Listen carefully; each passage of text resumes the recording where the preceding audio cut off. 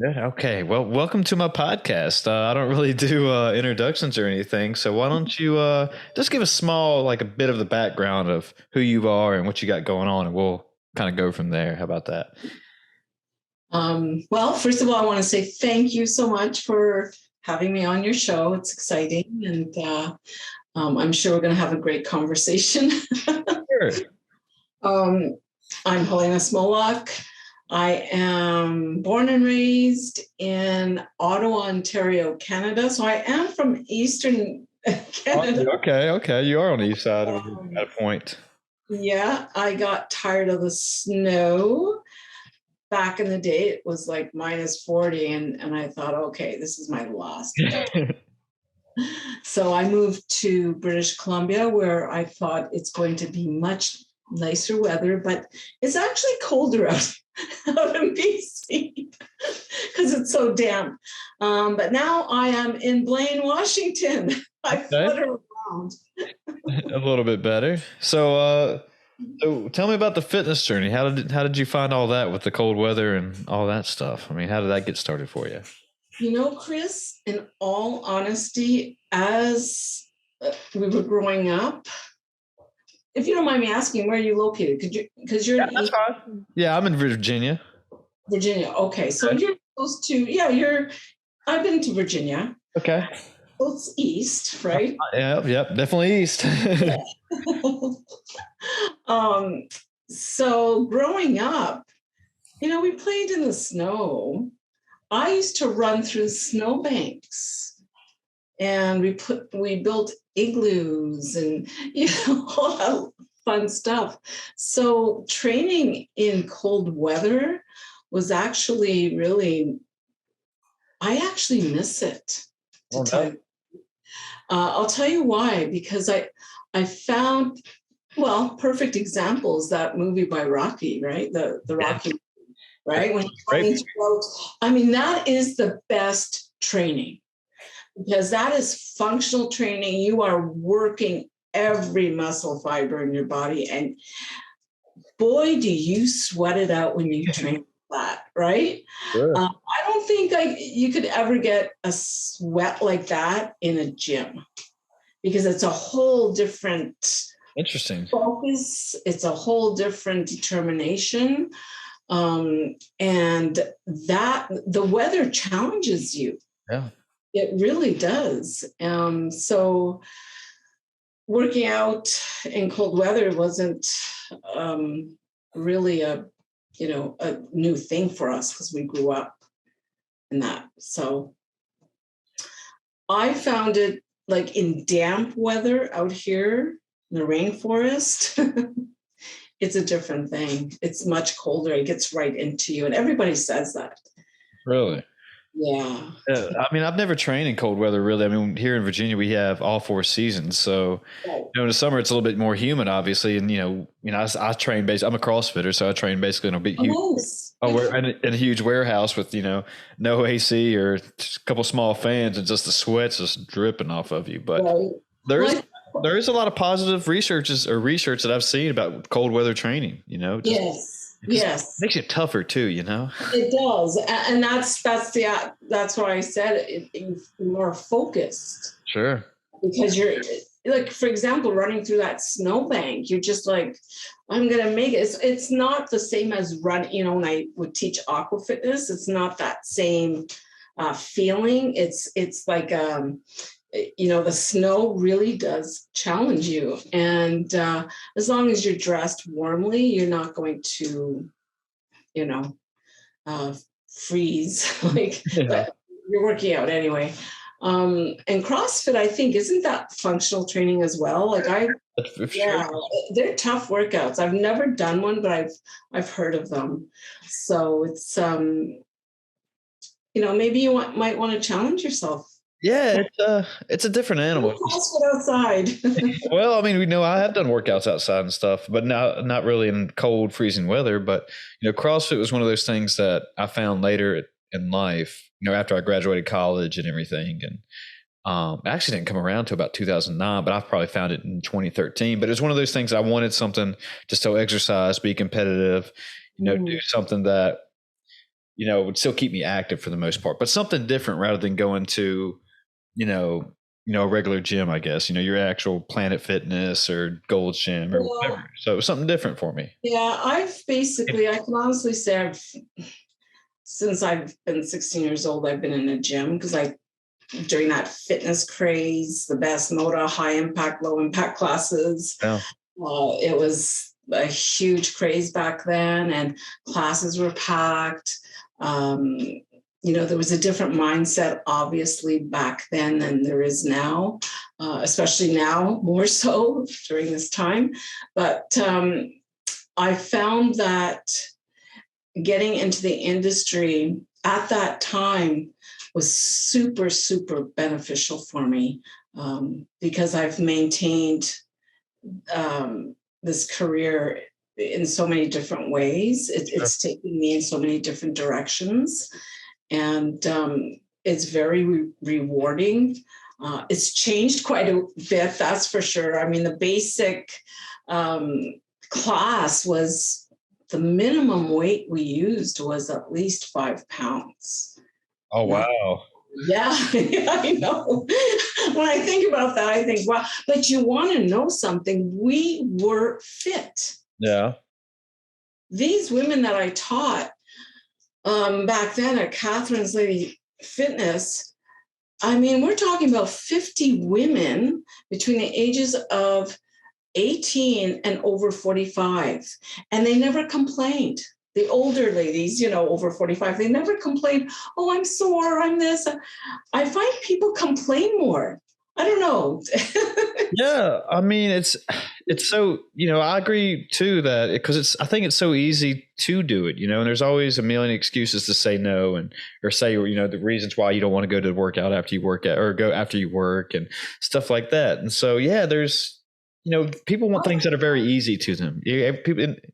All people like that, things that come easy. So when it's something that's hard or gets in the way from, they want to complain about it and not challenge themselves like you were talking about to, get over. And I think the stress levels have changed, obviously, over the years, and especially more so now. But back then, people didn't really complain about it. It was a craze. Everybody got on board with doing an aerobics class. Mm-hmm. And, I recall teaching high impact, lifting our knees up, arms above the head. We're doing jumping jacks, doing low impact classes. And the one thing is, everybody knew how to do the moves. They were coordinated. Huh.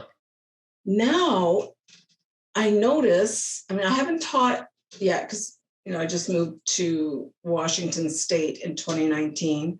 Okay.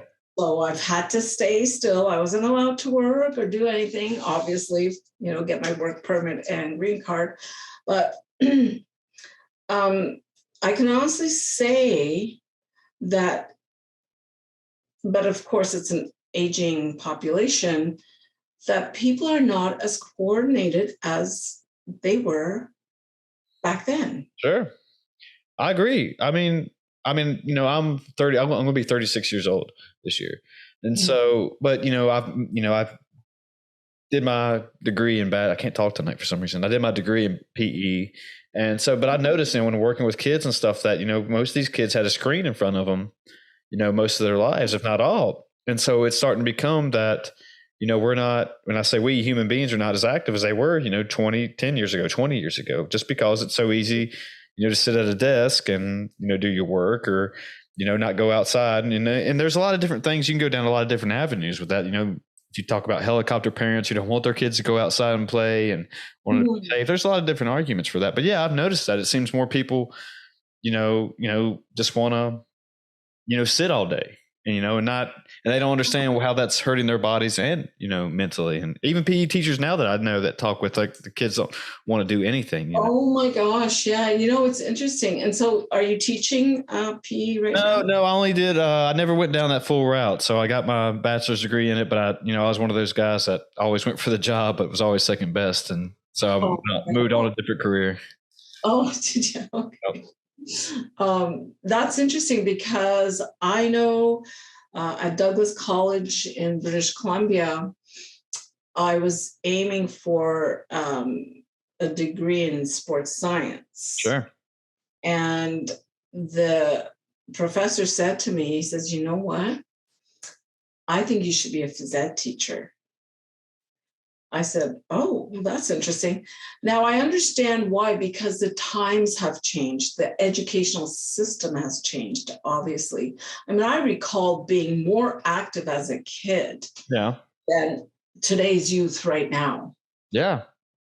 Yeah. Right? No, yeah. We had gym class every day, not once a week, every day. Yeah. We were running, playing baseball, and I did youth sports as well. So I played baseball, I played soccer, dodgeball, volleyball. You know, we were active. And back then, Canada had this, it was called the Canadian Fitness Standard Award. Okay. So every year, we had to aim for like a silver star, bronze star, silver star, or a gold star, or the award of excellence, where you outweigh everybody, right? So I don't know if that still goes on, but yeah, times have changed in terms of physical activity for children. Yeah, probably. I remember in elementary school, that was in the 90s for me, that we had something very similar to that. It was called the Presidential Fitness Awards or something. And you had to be able to, and I hope I remember this, you had to be able to run a mile in under a certain amount of time. Exactly. Yeah. Certain of those, like you had to do a flex arm hang too. There was a bunch of other things, like the V-sit reach. Right. Yeah, so you had to do a bunch of that stuff. Then you had to score so high to get that as a reward. I did not do very well with climbing the ropes. I couldn't. We didn't have that. We never had that in our PE classes. Yeah. But I remember, you know, as far as everything, it was like you didn't really have an excuse to not go into PE unless you just were physically ill or whatever. Even if you didn't do your clothes, like you actually just like, oh, we'll just walk instead of, you know, actually, you know, you had to do something. You know, you had to be some type of fitness, I guess. But yeah, that's, you know, that's just mind blowing that it just seems that, you know, more people are just becoming more stagnant when in my opinion, our bodies are made to move. You know, I mean, if you go back to our primal instincts, I mean, that's how we lived. You know, that's how humans were. You know? We have to move. The body relies physiological. You know, the whole system, hormonal system, relies on it. You know, the heart, the lungs, the blood, the oxygen. It all relies on movement. And, you know, I've been doing a lot of, I don't know, are you self-employed? Do you have your own business? No, I work in higher education here, so. Okay. Yeah. So my business plan back in the day did not include a whole lot of technology. Sure. Sure, it includes, you know, social media, the new norm. Gotta have that. Never did I think, I'm not a desk person. Do not ask me to sit at the desk. I'm not a secretary. So what I've noticed is that, perfect example, I did not touch the computer for a couple of days. Okay. And then yesterday I was on here, I'd say from 9 until probably about 9 o'clock at night. And that is abnormal for me. I mean, I stepped away obviously to eat and you know, take a dog for a walk, but then I came back because there were things that had to be done. And I thought, if I don't do them, then it's just going to keep pushing, you know, it'll push me back. So I thought, wow, is this what people do? Mm-hmm.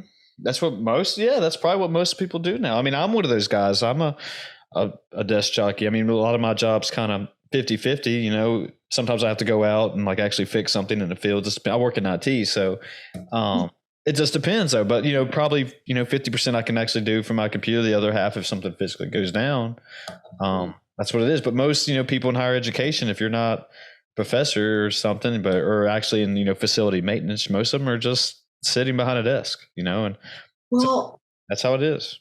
Yeah, and you know, because I've done some years of kinesiology at SFU, so I understand, you know, if you do not move,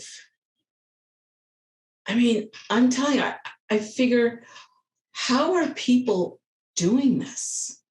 Yeah. Well, I mean, it's a different time. Just people are, because I've kind of adapted to it that, with my job, I can sit in front of my computer for a certain amount. I'm kind of like you. I can sit there for a few hours, but eventually I have to get up and I'll go take a lap around or I something. gotta get away. Yeah. I got to do something, just to clear my head. I mean, it doesn't matter, especially if the day is like kind of like it was. We had a beautiful day here, but I got to get outside and let's walk or do something. I even got a standing desk to help with myself, just so I would not let myself sit all day. And yeah, I mean, and people just don't realize, and I'm generally speaking, of course, that they just don't realize not only the physical aspects of it, but the mental aspects of it as well. Oh my gosh. Yeah, just like, just getting up, walking outside, getting your Oh, workout in, how it does so much wonders for the brain. yes, absolutely. And this is the difference now. You know, when I was teaching those classes, I taught 15 classes a week. Now, Oh, when you're 16, I'm the mesomorph. So mesomorphs love power and speed, and we're built that way. We need movement. So when I think about that time when 90% of it was mental, these people came to class, they were excited, they had energy, but the whole point of it was mentally they wanted it. They wanted to be moving. When I stepped away from the computer yesterday, I just went, oh my gosh, my mind is overburdened with what I have to do on this screen. yeah. I got to do this. I got to do that. Oh, I can't forget that. And it's like, it's a lot of it's a new mental, I don't know what to call it. Mental state. Yeah. Mental state. I've actually did an experiment for 2 weeks.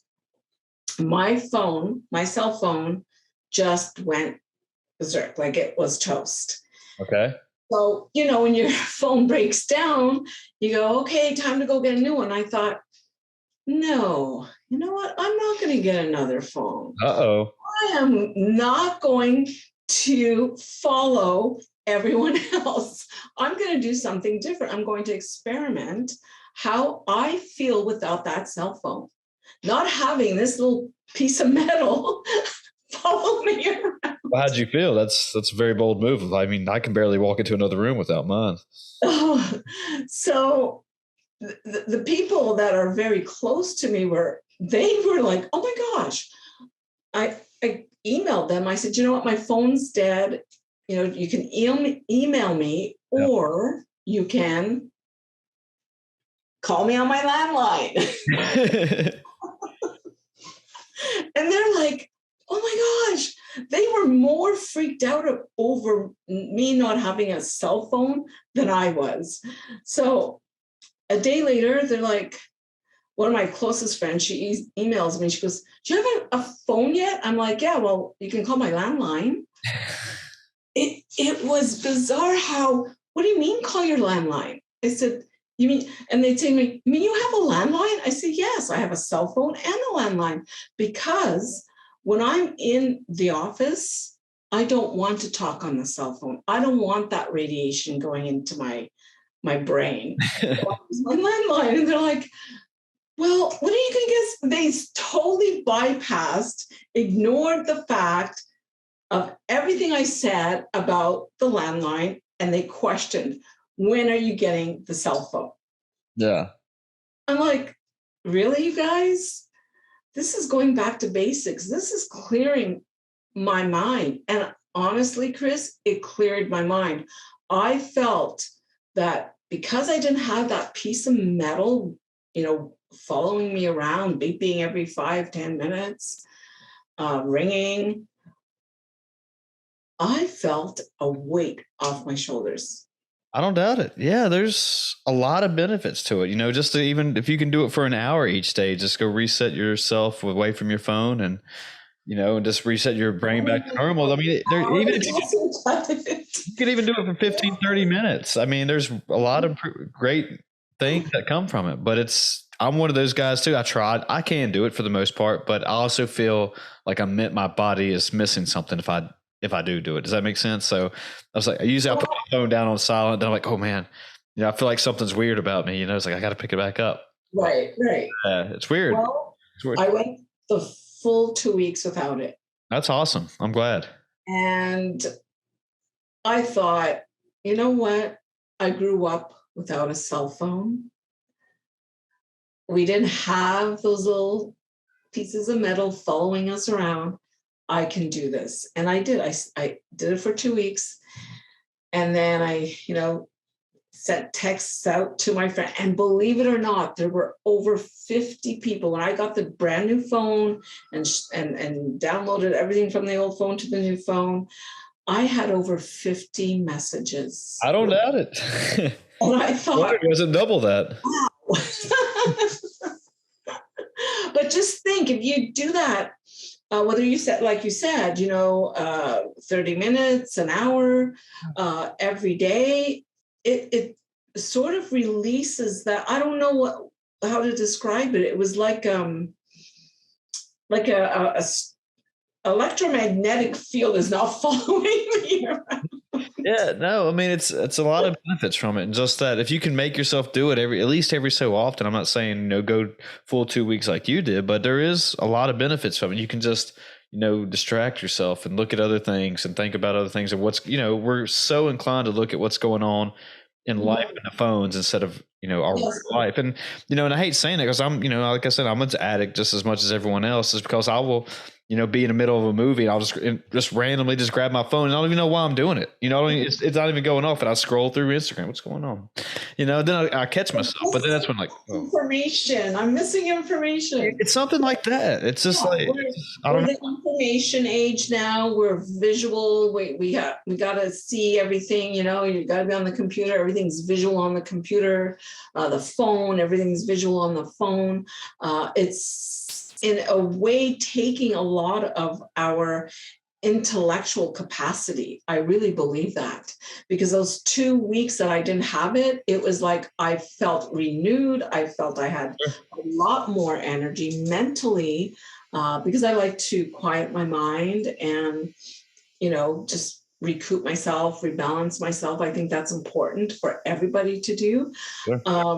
I just felt like, whoa, there's a weight off my shoulder. Now I have it back, and it's like back into the swing of things. And what I would recommend for people out there is to do what you suggested. Take those small breaks. Mm-hmm. Things can wait. Yeah. They can wait. Yep. Put it aside, recoup, like rebalance yourself. It's so important. Yesterday I felt like, my gosh, I feel like I've just put on 10 pounds sitting all day. It's a new way. How we're adapting to it depends. Some people are going through it with very positive mindsets, and that's who I am. Okay, the human race has gone through the Spanish flu. What else? What other flus were out there? Like COVID. We've gone through them. This one is like, there's so many different angles to it. We hear so many different things about it out there in the media. I think what's more important is to keep yourself in that positive mode and to use time management. Yeah, that's a big part of it. Yeah. Right? Yeah, for sure. Do you know who Elon Musk is? Yes. So he actually called people that we are cyborgs because, we have that phone attached to us at all times, that we're like a cyborg. And that, it is like you said, that we are killing our intellectual ability just because, if we don't know it, we instantly, and I do it all the time. We instantly look it up on the phone too if we don't know something, and speaking about landlines and stuff, I forgot who I was talking to, but they were talking about, if they left the house back in whenever time they were born, they knew, 5 or 10 numbers to call if things, they got in trouble or whatever. Yeah. And like me, I might give you 2 or 3, probably. Yeah. Yeah, Well, spare times. oh, yeah. And how we're evolving in a different way. Mhm.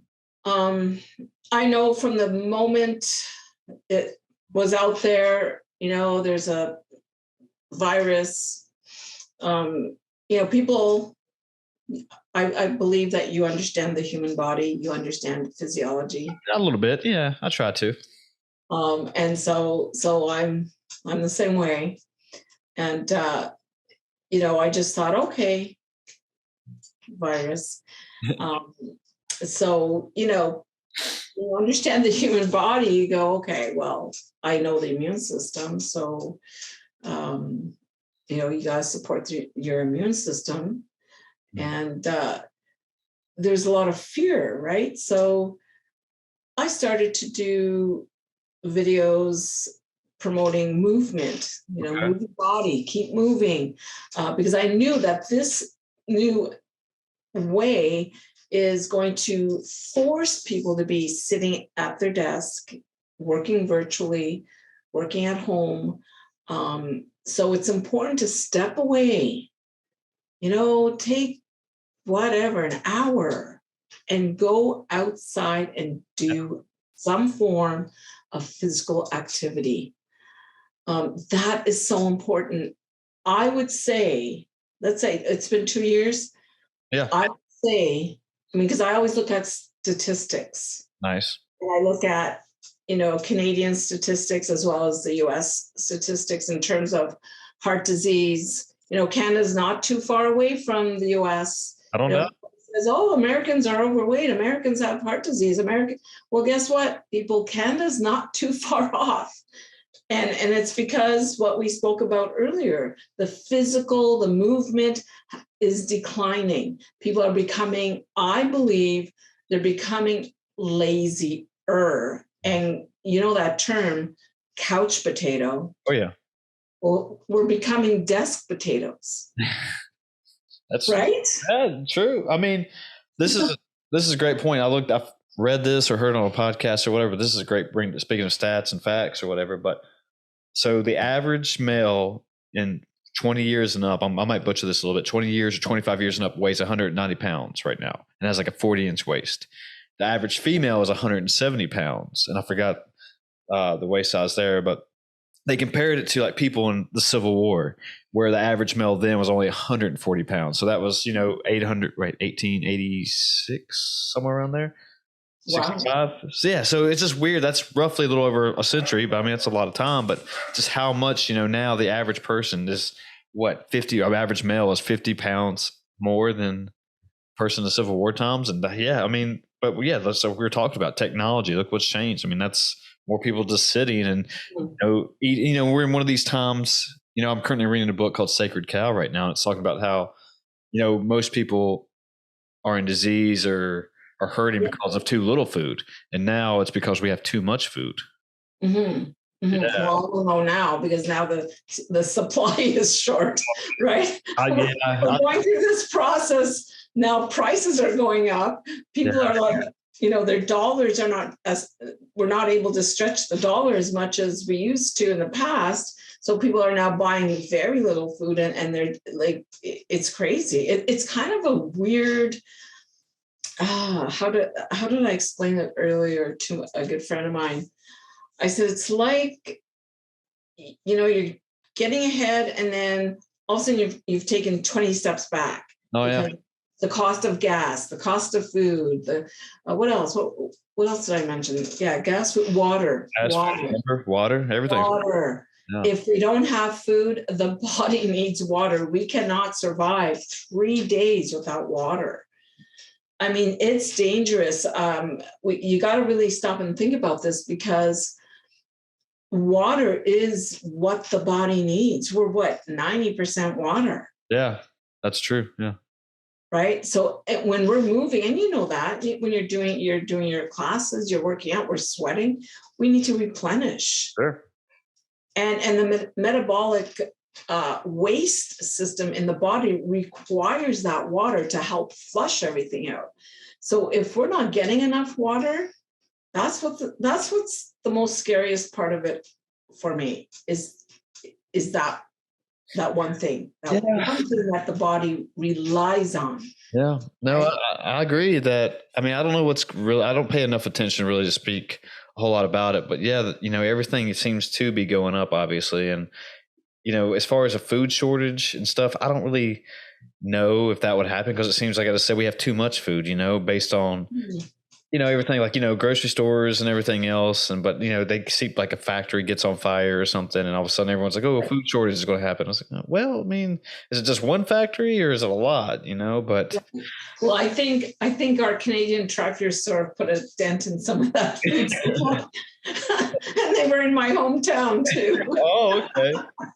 But all right, well, so let's switch gears a little bit. So what exactly is velocity training? That way everyone knows. Like, is that like did you brand that? Did you come up with that, or and all that? So how did that happen? I am the founder and the president of Velocity Athletic Training.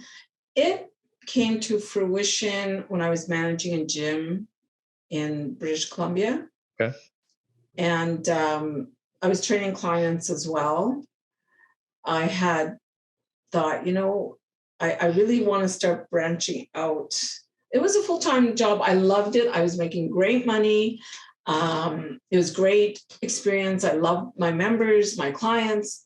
But I wanted to sort of start branching out on my own. And one of the things that I did was I thought this through. You know how many people open up a business, they get an idea, oh, I'm going to open up this business. This is what I'm going to name it. And then they go off, right? Excuse me. So with Velocity, I started to think about, why velocity? So I started to reflect about when I was in high school and I was on the track team. I was fast, and I thought, I love fast cars. I used to actually drag race my Honda against muscle cars. Yeah. I drove a 5-speed too, and I was like, "Woo, this is fun!" Oh yeah. So something about speed and that, getting from point A to point B in a short amount of time. I certainly love that. But so I started to reflect upon that, and I said to a friend of mine, I said to her, it's Velocity Athletic Training. That's what I'm going to name my company. And so she was a graphic artist, and she worked on the logo. It took us about a month until I finally said, yeah, that's it. It has, and I, pardon me, I hope you don't mind me using this word on your show. No, I don't mind. Yeah. I said, it's got to be sexy. She's like, okay. I said, it's got to have the cheetah. Okay. I love the cheetah. And she's like, okay. So she designed that, and the slogan was, okay, well, people sit at their desks all day, because a lot of my clients are the corporate professionals. Okay. So I thought, okay, they can get up, they can start moving. And then I thought, well, they're not athletes, but the way I train people, right, I follow a system. So the first 3 months I'm just working with their body. I'm getting to understand their movement, where their strengths are, where everything, every level, mental, emotional, like how they're reacting to the movements as well, right? Right. So I thought, well, I do train them with a twist of athleticism. So get up, move, unleash your inner athlete. And she's like, yeah, I love that. So that came to fruition, and plugged away with it and had clients. And then love brought me to Blaine, Washington. That's usually what happens, right? I have a really beautiful studio in Langley, British Columbia. Okay. And so Richard my husband is here in Blaine, Washington. And we were crossing back and forth, dealing, with the Border Patrols. Why are you going to Canada? Why are you going to? And finally we thought, okay, where do we plant our feet? So I moved here. So your system I started it here in the US now. So it's registered. That's It's great. going through the trademark process as well. So yeah, I'm excited. Should be. You should be. Yeah, it's something. It's really cool to be, be self-employed and be your own boss and all that good It stuff. is. Yeah, that's a It whole is. new. It's a whole new mindset. Just that. You got to have discipline. You got to have motivation. But you got to be willing to Yeah. work ethic. But yeah, but it's something not having to answer to people. That, and I think too, my parents were entrepreneurs. They owned restaurants. Oh, okay. So, as a child, I watched them get up early in the morning, go to work, and come back home sometimes late at night. And so and plus, Saturday mornings, I had to go work with my dad. Like I believe that when you share that type of responsibility with a child, that strengthens them. It really gives them that feeling of, I can do anything, I can accomplish anything. And I think that's where my drive comes from. Yeah, I mean, when you're small, your mind's a sponge, and when you have, if you want to say your parents who were good role models, putting those types of values and morals into your mind with, going to work and if they have to get home late, that's what it Yeah, was. But yeah, I mean, it's all about your goals and stuff, obviously, and exactly. yeah, You got to be focused, determined. yeah, Our industry is very cyclical. So, you have your up times, September to December downtime, and then January, everybody gets on the bandwagon. Oh, I'm going to lose 20 pounds, Yep. My sense of focus with clients is to make sure that they're anchored well enough that they continue, that they don't drop out, they don't stop. Or I've never, ever in my career had a client stop training with me. Really? Oh yeah. That's Yeah. that's typical. I let them know how important it is. I teach people. I don't, the whole focus isn't just on making the profit. We're in a service industry, right? Yeah. You got to service the client. You got to service the member, no matter what they yell at you about, especially with fitness facilities. Sometimes there's things in a facility where, if it's not clean enough or the machines are broken down and, the owners don't keep up with that. Members don't like that. And I can't count on my fingers how many times I've worked for people like that. And I've had to say, listen, if you don't fix this, it just brings down the membership. It's all about customer service. A lot of it is. Yeah, I agree. 100%. It's like, walk into a restaurant. You don't want to eat at a restaurant that's dirty and just looks awful. And Exactly, you're right? treating it, get treated like trash. I mean, yeah. Yeah. And I think the biggest discrepancy in this industry is, the cost factor, your overhead. I had a beautiful boutique style studio.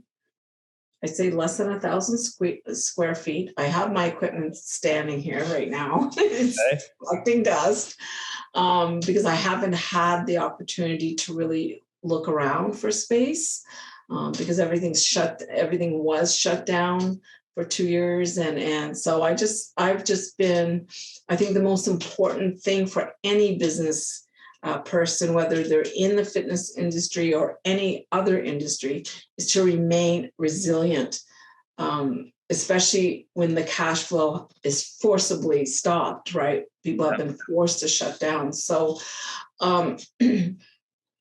with what I'm trying to get at here is that when you have the high overhead, it makes it a lot more challenging to cater to a customer. So and especially now with the cost of equipment. Oh yeah. Yeah. When everything rose. Yeah. Right. I'm sure it's tripled now. I mean, let's think about it. If you want to buy a treadmill now, how much is a treadmill? I don't even know. I'm sure it's high though. Yeah. I mean, right? even kettlebells and dumbbells just went up too. So yeah. Everything's going up. So when you have the cost factor of equipment, and then your overhead, your lease, and and if you have a pool, that makes it even more expensive because you got to test the water. You got to, Yeah. it's all about service. The gym that I did manage in British Columbia, I walked into it. It was like a zone that just was gone wrong. Like everything, it was like walking in a tornado. The pool is being shut down every week by the health, Fraser Health, and it was just walking into a zone. I thought, okay, I got to fix this whole system, and I did. And the members were shocked. They're like, "Oh my gosh, you're the only person that's done this and done that and changed that." But you take those little baby steps create for a client or a member. It's a huge It thing. is. I agree. It is. It's huge. Yeah. When everything did get shut down, I mean, did you start to offer, virtual training classes, or did you just have to stay shut down? I mean, how did that impact you and your? Excuse me. Well, I did not go virtual. Okay. Excuse me, because I personally feel it's a liability issue. My studio is, people come into my studio, into my space. It's their temple. I created a temple for them to come to. And that's the essence of my business, Okay. really. It's that relationship, building the trust with the customer, helping them understand that I'm here to help them. And, second to their doctor, I'm important to them as well. Oh yeah, for sure. Yeah. That's what Right? a lot of people don't understand, that investing in your own health, how much of a return on that investment you'll get back if you just do the thing. Absolutely. Yeah. Absolutely. If you think of the cost of medicine, Exactly. right? So these are things I teach them. I let them know, listen, if you don't do this, if you don't take my advice, the doctor is just going to tell you to come back to me anyway. So, and 90% of the time they say, okay, let's do this. And they continue, they keep going. They do not stop. It's funny, someone said this to me the other day, because she Googled velocity athletic training, and I came up, and she says, I don't really see you on like these review platforms. And I said to her, well, my business is it's very much structured, one-on-one, private. The space has a high level of respect for the client, and the client has a high level of respect for me. This is what my point is, Chris. This is where we are now. This industry is at a turning point to make it important that the member, the client, understands how important it is right now in this day and age to take control of their health, to take responsibility to go to the gym, to work out, listen, I taught 20-minute classes in the 80s, 20 minutes. I took a group of 50 women. In 20 minutes, they were sweating buckets. That's all it took. That's all. And as a fitness leader, as a personal trainer, of course, I've got the kinesiology background, so I understand what I'm going to do with their body. I understand to take them from point A to point B to point C. They're warming up, they're sweating, they're cooling down. Boom, 20 minutes. They've had their high. Sure. Right? Yeah. That's so we need to, more so than ever, to teach this to a client and to a member. It's no sweat off an owner's back, a gym owner's back, to set up little introduction to fitness courses and teach their clients, teach the member the value of their health. Yeah, that was one thing, I've noticed in the pandemic that, when stuff got shut down, like we were talking about earlier, just people actually took a step back and realized I'm probably not as in good health or shape as I wanted to be or thought I was. And that, just taking, 20, 30 minutes a day and even not even having to go to the gym, but looking stuff up on YouTube, just trying to get out there and do little small things can do wonders for you, Yeah, absolutely. Yeah. And just, I think people are starting to realize that now. Mm-hmm. Or I hope they are. And it's saturated. So this is a perfect example. When I started in the industry, it was saturated with fitness clubs. Okay. I mean, wherever you went in Ottawa is a very healthy, people are very fit, they're very active in Ottawa. So it was so saturated, and Toronto, Montreal, even the US. Yeah. The US was booming as well. Now we're saturated with online training. I do not agree with it because of that. What if you're, I'm teaching you, Chris, to do, let's do jumping jacks. Yeah. And then you just all of a sudden fall. You can't do nothing. What can I do? Yeah. So there's that element. And plus, when a client comes to me in my environment, they've got to understand that it's an hour consultation because I want to get as much information from the client. They have to sign the PAR-Q form. So if they answer yes to any of those questions, then I need a doctor's note. Yeah. And then of course I have a much more comprehensive questionnaire that was put together by a lawyer. They read through it, they answer the questions, because I'm gathering what I need to know about this individual.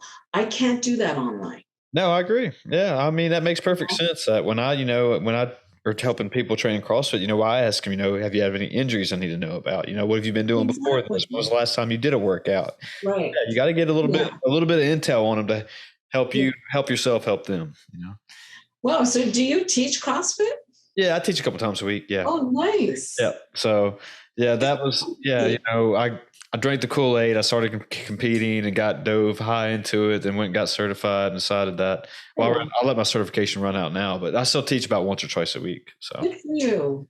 But yeah, it's so fun. Isn't like, think of it. You got this group of people and you just like put on your music and you just let's go. Yeah, it's something, it's not only, it's a physical and like mental workout as we talked about earlier, but it's kind of my social thing too, is like where I see everybody. And like I've met some of my closest friends in my life there, just from being at that gym. One guy, I don't know if I've talked about this before, but we trained together and all this stuff. And he asked me to be in his wedding, after all these years of training and competing together. So yeah, he's my best friend. Yeah, shout out James. But so it's it's a good community that, I've come to. Absolutely. Yeah. It's kind of, you create a healthy community. Exactly. And you have people that, you can, bounce ideas off each other. You can talk about things, and, you're all there to be healthy and have the same goal and, feel better at the end of your workout. And it's just, it's cool to surround yourself with people like that. One thing I've always heard is, you're the average of the 5 people you hang out with the most. Exactly. So, yeah. It's like everybody's high on something after a class, right? Sure. You have all this energy. Back in my time when I started, me and the instructors, would go out on a Friday night, and it was so funny because everybody knew us. We go out for drinks. Oh, there's Helena. Oh, hey, where are you guys? You guys are drinking? You're fitness leaders. We're like, okay, we're allowed to have one drink. Yeah, you can actually do stuff. Yeah, no, I get that too. I'll be walking through the grocery store or something, and I haven't seen like somebody hasn't been to the gym in a while. And they're like, hey, I think I'm coming back sometime soon. I was like, okay, man, that's fine. I didn't ask, but I hope you're doing good. Yeah, and then, they see us and they feel guilty. Oh my God. I didn't go to the gym the other day. She must notice. Exactly. It's like, hey man, that's fine. I mean, if you got stuff to do, I understand. I mean, just come Yeah. back when you're ready. It ain't no big deal. But yeah, it's funny when you see people out like that, especially it's like you said, if you're out drinking, it's like, hey, it ain't gonna I hurt. know they're shocked. They're like, you Yeah, drink it's like, hey, I'm a normal wine? person. I mean, I like to, go out. I don't get crazy Yeah, with it, but I like to go out, enjoy myself too. So. exactly. Yeah, I mean, it's like everything. There's everything in moderation. One of my biggest food weaknesses is chips. For some reason, I don't know if a bag of chips is open, I could eat the whole bag easily. It's just and not even realize I'm doing it. Then Right. yeah, but it's just one of those things that just But it's okay, right? It's not like you're I don't doing do it it every day. I'm not every doing it day. every night. That's maybe once every couple of weeks. I'm Mhm. like on a Saturday night, it's like, I'm gonna watch a movie. I'm gonna get me some chips, and get me a couple of drinks. I'll be all right. But Well, of course, it's okay. And I know with clients that I've had, they'd always say to me, "Well, am I allowed to eat this? Am I allowed to?" And I'd say to them, "Yes, eat. Just watch, how much you're eating of it." I don't believe this thing with having, okay, Saturday, I'm going to have a cheat day. yeah, No, if you're craving it, I mean, especially women, interesting. right? Women, the hormones. I gotta have this. I gotta have that. So I believe in not restricting yourself. Just be mindful, because I did a series called Mindful Nutrition. Oh, okay. So I'd say, I teach my clients, just be mindful of how much you're actually putting into your body. The energy equation, right? Because I'm a registered nutritional consultant. So the Okay. energy equation, especially when we're training, we can't run on nothing. We need some fuel in the body, right? But we got to have the right fuel. So I tell my clients, just have the right fuel. You don't need to binge. If you feel you're going to binge, then break it up into like maybe 2 portions Mhm. on separate days, and then include your workouts, so that you're not like, I don't know. I don't believe in snacking. Okay. I've never really snacked. I believe in having my 3 meals. Okay. And, Interesting. I don't really, during my day go, oh, time to eat. Oh, oh, snack. Oh, I Yeah. don't do that Yeah. because I meet my nutritional needs. Yeah. I mean, as long as you're meeting it, it doesn't really matter how you do it, I guess. Yeah, Right. I mean, there's a lot of that's different true. Yeah. sciences out Yeah. there, but as long as you know what you're doing, yeah, Yeah. like everyone's got their different ways of doing it. So, Exactly. But imagine now, okay, everybody's at their computer. Oh, they have their little snacks and yeah. they're typing away. One hand's there, one hand's in the bowl of chips or whatever. That's why I try not to keep food in my office because I'm exactly the same way. It's just I can just eat something mindlessly and not realize how much I've eaten in so little time. So it's like what you're saying. I actually have to sit down and if I'm going to eat, like kind of be mindful of what I am eating. And then when I decided to, splurge a little bit and eat, I love popcorn at a movie theater. Oh, So me too. Oh, yeah, me but I love to go. Oh, I admit it.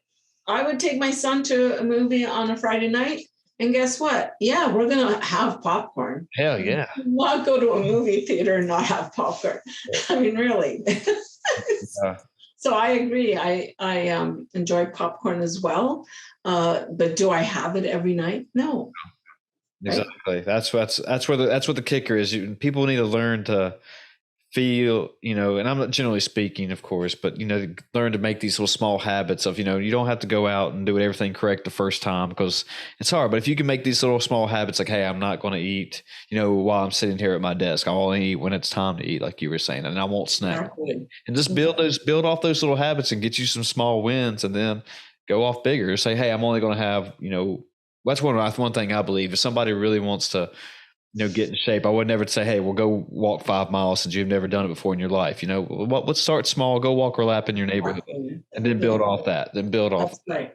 Yeah. Exactly. Yeah, it's the adaptation phases, and as you adapt, each adaptation phase, you supply the body with energy, and that's through your food. Like this carbo thing, right? People are like, oh my gosh, I'm not going to have carbs. I can't have carbs. Well, first of all, you need complex carbs. That's going to sustain your energy. If you're not using that fuel, yes, you're going to put it on, pack it on, of course. If you're having pasta, and then you just sit in front of the desk potato now, right? Guess what? You're going to gain weight. So you got to incorporate that movement. You got to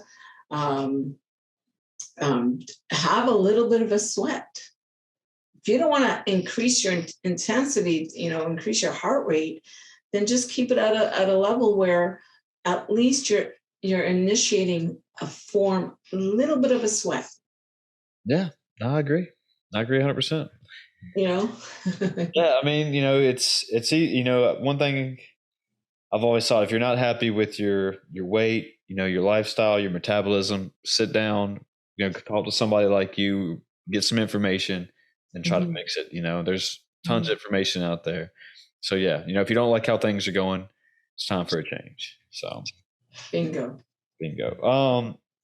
Let's take this home on that one. I think we're getting a little close on our time here. So if you want to plug, Velocity Athletic Training or anything, go ahead and do that right now.